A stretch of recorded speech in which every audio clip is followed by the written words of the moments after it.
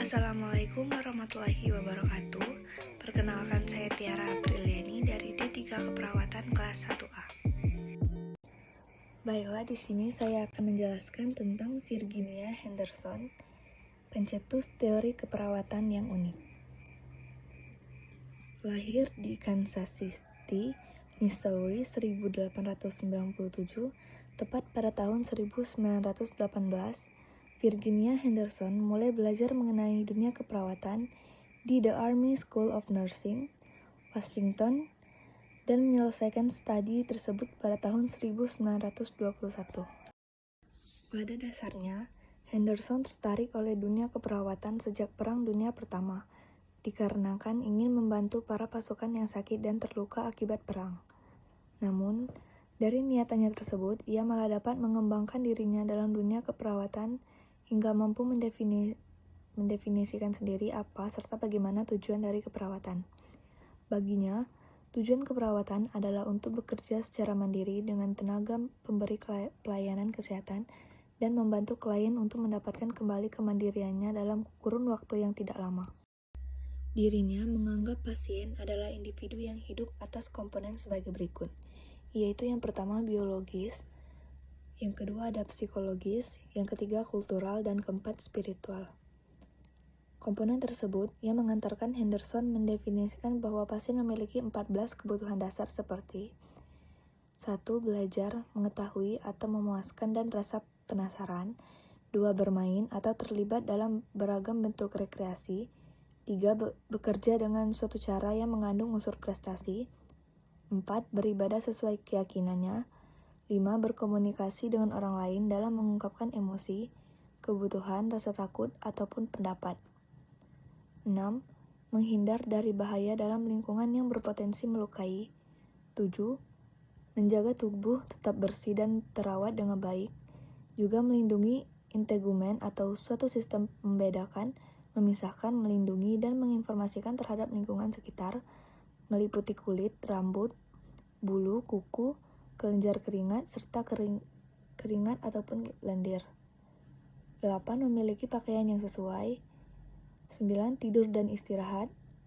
10. Bergerak menjaga posisi yang diinginkan. 11. Membuang kotoran tubuh. 12. Makan dan minum yang cukup. 13. Bernapas secara normal. 14. Menjaga suhu badan tetap dalam batas normal dengan menyesuaikan pakaian dan mengubah lingkungan. Henderson mengemukakan bahwasannya peran perawat itu tidak lain dan tidak bukan sebagai penyempurna dan membantu mencapai kemampuan untuk mempertahankan atau memperoleh kemandirian dalam memenuhi 14 kebutuhan dasar pasien. Selain itu, untuk hal tersebut diperlukan fokus intervensi, yaitu mengurangi penyebab di mana pola intervensinya adalah mengembalikan, menyempurnakan, melengkapi, menambah, menguatkan kemauan dan pengetahuan, karena faktor menurunnya kekuatan, kemauan, dan pengetahuan adalah penyebab kesulitan pasien dalam memperoleh kemandiriannya. Definisi keperawatan yang Henderson kemukakan ialah penolong individu saat sakit atau sehat dalam melakukan kegiatan tersebut yang bertujuan untuk kesehatan, pemulihan, atau kematian yang damai, dan individu akan dapat melakukannya sendiri jika mereka mempunyai kekuatan, keinginan, ataupun pengetahuan. Dari sini kita dapat melihat bahwa konsep keperawatan yang Henderson tugas adalah model aktivitas sehari-hari dengan memberikan gambaran tugas perawat, yaitu mengkaji individu, baik yang sakit maupun yang sehat, dengan memberikan dukungan kesehatan, penyembuhan, serta agar meninggal dengan damai.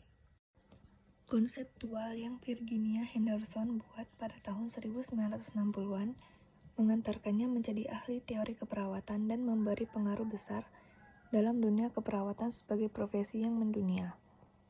Karena ketika profesi perawat mulai mencari identitasnya sendiri, maka masalah intinya adalah apakah profesi perawat tengah berbeda dengan profesi lainnya kesehatan yang lain dalam perihal kinerjanya. Walau di tahun 1950-an perawat lebih sering mengikuti instruktur dokter, pada 1960-an Henderson juga telah melalui baik dan buruknya praktik keperawatan pada masa itu.